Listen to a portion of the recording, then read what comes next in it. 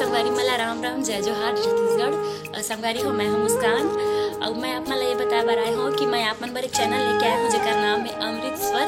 आप मला ज़्यादा कुछ नहीं करना है, आप मन जाओ चैनल ला लाइक करो, सब्सक्राइब करो और घंटी के बटन ला जरूर दबा दे। राम राम जय जोहार जय छत्तीसगढ़। बोल श्यामती रामचंद्र की जय हो। राम नाम गाले गाता लीला बजाले,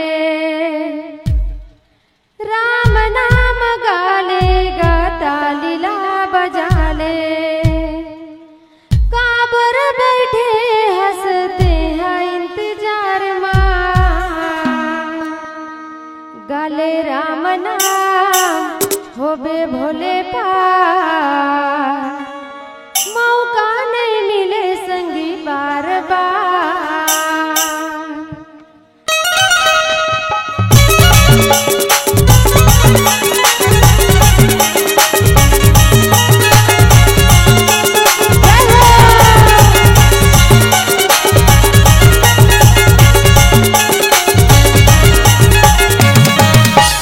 राम नाम गाले गाता लीला बजाले, राम नाम गाले गाता